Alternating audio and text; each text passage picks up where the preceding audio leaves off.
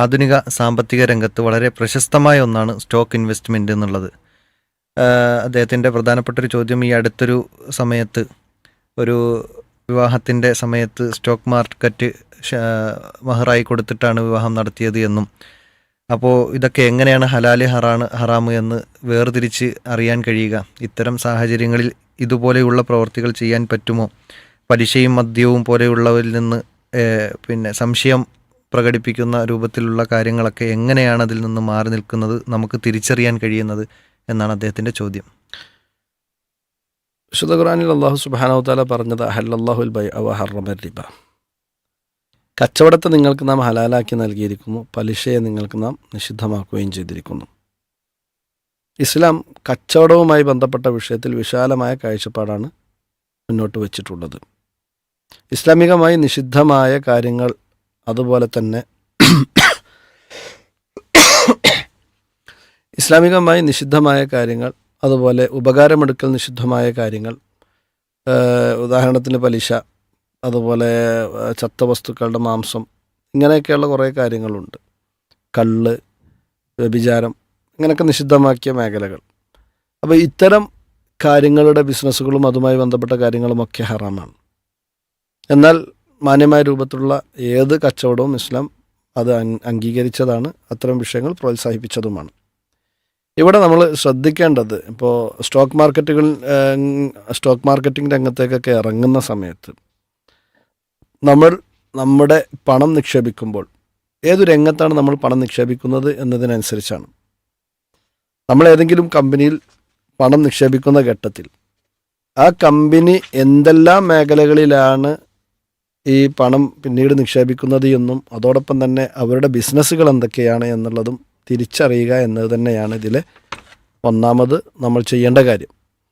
അത്തരം ഘട്ടത്തിൽ ഇസ്ലാം അനുവദിക്കുന്ന രംഗത്താണ് ഈ സ്റ്റോക്കുകൾ ഇറക്കുന്നത് എങ്കിൽ, അതല്ലെങ്കിൽ ഇസ്ലാം അംഗീകരിക്കുന്ന രൂപത്തിലുള്ള കച്ചവടങ്ങളാണ് ഇത്തരം നമ്മൾ പണം നിക്ഷേപിച്ചിട്ടുള്ള കമ്പനി ചെയ്യുന്നത് എങ്കിൽ നമുക്കത് അനുവദനീയമാണ്. എന്നാൽ ഇസ്ലാം നിഷിദ്ധമാക്കിയ രൂപത്തിലുള്ള പലിശ, മദ്യം, അതുമായി ബന്ധപ്പെട്ട് ഇത്തരത്തിലുള്ള സംവിധാനങ്ങൾ അങ്ങോട്ടാണ്, അതിലാണ് ഈ കമ്പനിക്ക് അതുമായി ബന്ധപ്പെട്ടുള്ള ഷെയറുകളും കാര്യങ്ങളും ആണെങ്കിൽ നമ്മളെ സംബന്ധിച്ചിടത്തോളം പറ്റുകയുമില്ല. ആധുനിക ലോകത്ത് ഇന്ന് ധാരാളം സംവിധാനങ്ങളുണ്ട്. ഇതിൽ ഹലാലാണോ ഹറാമാണോ എന്നൊക്കെ തിരിച്ചറിയുവാൻ പറ്റുന്ന രൂപത്തിലുള്ള സംവിധാനങ്ങൾ ഇന്ന് ധാരാളമുണ്ട്. ഇപ്പോൾ മുസഫ പോലെയുള്ള ചില ആപ്പുകളും മറ്റുമൊക്കെ ഉണ്ട്.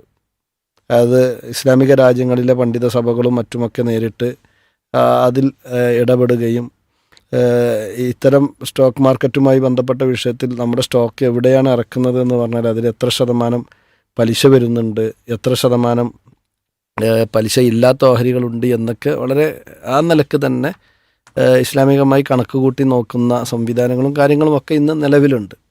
അപ്പോൾ നമ്മൾ ഏത് കമ്പനിയിലാണോ ഇൻവെസ്റ്റ് ചെയ്യാൻ ഉദ്ദേശിക്കുന്നത് ആ കമ്പനിയെക്കുറിച്ച് നമ്മൾ കൂടുതൽ പഠിക്കുക എന്നതാണ്. എന്നിട്ട് അതിൽ സത്യസന്ധമായി കൊണ്ട് അതിൻ്റെ മതവിധി, അതുമായി ബന്ധപ്പെടുന്ന പണ്ഡിതന്മാരോട് അന്വേഷിക്കുകയും അതിനനുസരിച്ച് കാര്യങ്ങൾ മുന്നോട്ട് കൊണ്ടുപോവുകയും ചെയ്യുക എന്നതാണ്. അതല്ലാതെ ഒരു സാധാരണക്കാരനെ സംബന്ധിച്ചിടത്തോളം കച്ചവടത്തിൻ്റെയും അതുമായി ബന്ധപ്പെട്ട കർമ്മശാസ്ത്രം മുഴുവനായി കൊണ്ട് പഠിച്ച് ശേഷം കച്ചവടവും അതല്ലെങ്കിൽ ഇത്തരത്തിലുള്ള സംവിധാനങ്ങളിലേക്ക് ഇറങ്ങുക എന്ന് പറയുന്നത് ഒരിക്കലും സാധ്യമല്ല. അതുകൊണ്ട് നമ്മൾ ഏത് രംഗത്താണോ ഇറങ്ങാൻ ഉദ്ദേശിക്കുന്നത് അതിനെക്കുറിച്ച് നമ്മൾ നന്നായി പഠിക്കുക. നന്നായി പഠിച്ചതിന് ശേഷം അത് തൊട്ടടുത്ത് വിശ്വാസയോഗ്യരായ മതപണ്ഡിതന്മാരുമായി കൊണ്ട് നമ്മൾ പഠിച്ച സമയത്ത് അതുമായി എന്താണോ നമുക്ക് ബോധ്യപ്പെട്ടത് ആ കാര്യങ്ങൾ പറയുമ്പോൾ മതം പഠിച്ച ആളുകളെ സംബന്ധിച്ചിടത്തോളം അതിൻ്റെ അതിൻ്റെ മതവിധി പറയുക എന്നുള്ളത് അവരെ സംബന്ധിച്ചിടത്തോളം ഒരു പ്രയാസമുള്ള കാര്യമാവുകയില്ല എന്നാണ് മനസ്സിലാക്കാനുള്ളത്. ചുരുക്കത്തിൽ സ്റ്റോക്ക് മാർക്കറ്റിംഗ് എന്ന് പറയുന്നത് നമുക്ക് ഹലാലാണ്, അതേ സമയത്ത് സംവിധാനങ്ങളൊക്കെ ഹലാലാണ്. പക്ഷേ അതിൽ നമ്മൾ എവിടെയാണ് ധനം ഇൻവെസ്റ്റ് ചെയ്യുന്നത് എന്നതുമായി ബന്ധപ്പെട്ടാണ് അതിൻ്റെ ഹുക്മുകൾ മാറി വരിക എന്നുള്ള കാര്യമാണ് നമ്മൾ മനസ്സിലാക്കേണ്ടത് എന്നാണ് സൂചിപ്പിക്കാനുള്ളത്. അല്ലാഹു അഅലം.